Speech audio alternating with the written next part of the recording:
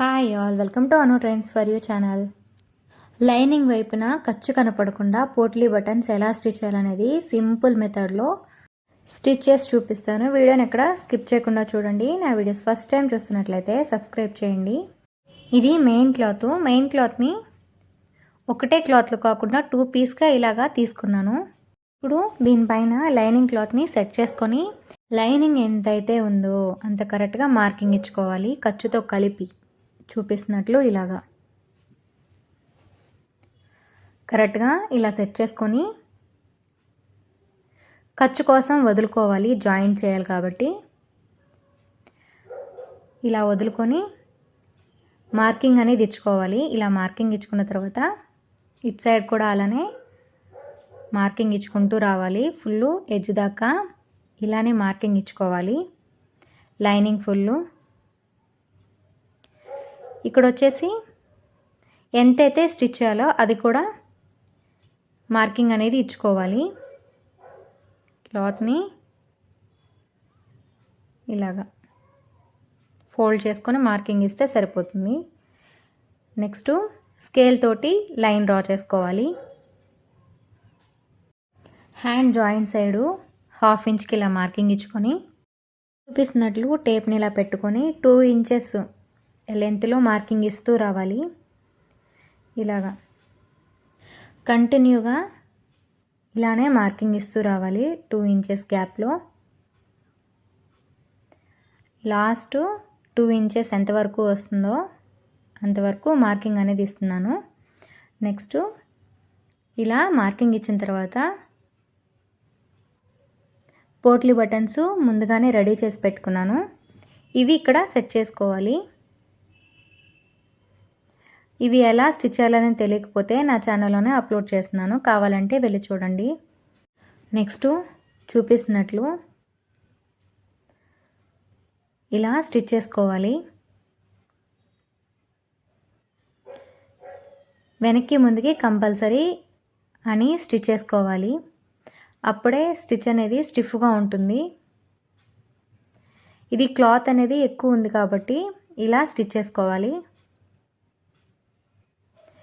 కుట్లు ఊడిపోవడం అట్లాంటి ప్రాబ్లమ్స్ ఏవి రావు. స్టిచ్ అనేది స్టిఫ్గా ఉంటుంది. కంటిన్యూగా ఇలా బటన్స్ పెడుతూ స్టిచ్ చేస్తూ రావాలి.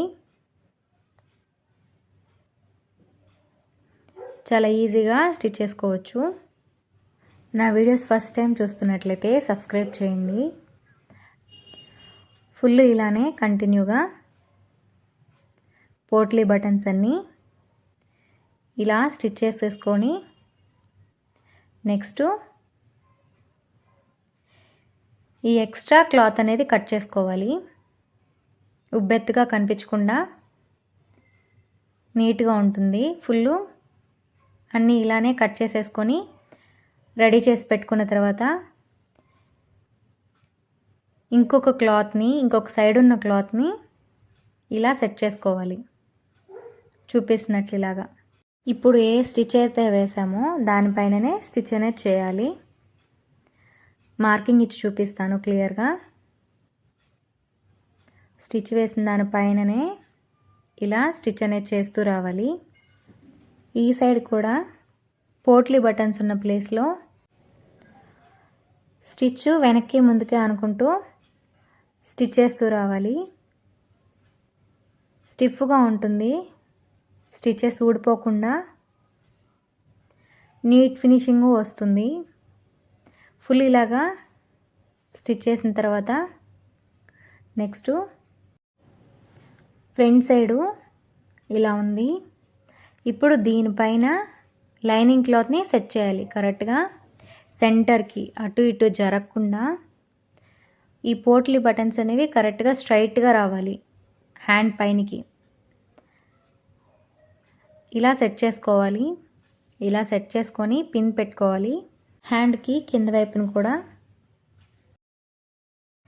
పిన్ తోటి సెట్ చేసుకొని అటు సైడు ఇటు సైడు 1/2 ఇంచ్కి మార్కింగ్ ఇచ్చుకొని చూపిస్తున్నట్లు స్టిచ్ అనేది చేసుకోవాలి. ఫుల్ ఎడ్జ్ దాకా ఇలా స్టిచ్ చేసుకున్న తర్వాత ఈ క్లాత్ని ఇలా టర్న్ చేసి లైనింగ్ వైపున స్టిచ్ అనేది వేయాలి. ఇలాగా ఇలా స్టిచ్ చేసిన తర్వాత చూపిస్తున్నట్లు ఇలా టర్న్ చేసుకొని ఇంకొక స్టిచ్ అనేది వేసుకోవాలి. చూపిస్తున్నట్లు ఇలాగా ఇలా స్టిచ్ అనేది వేసుకునిందంటే ఫినిషింగ్ అనేది బాగుంటుంది. కంటిన్యూగా ఎడ్జెస్లో స్టిచ్ చేసుకొని ఎక్స్ట్రా క్లాత్ అంతా కట్ చేసుకోవాలి. ఇంతే, పోట్లీ బటన్స్ ఈజీగా ఇలా స్టిచ్ చేసుకోవచ్చు. బ్యాక్ సైడ్ ఖర్చు కనిపించకుండా నీట్ ఫినిషింగ్ తోటి సింపుల్ డిజైన్లో ఇలా స్టిచ్ చేసుకోవచ్చు. ఈ వీడియో మీకు నచ్చినట్లయితే లైక్ చేయండి, షేర్ చేయండి, సబ్స్క్రైబ్ చేయండి. బెల్ సింబల్ క్లిక్ చేసి ఆల్ ఆన్ ప్రెస్ చేయండి. Thanks for watching.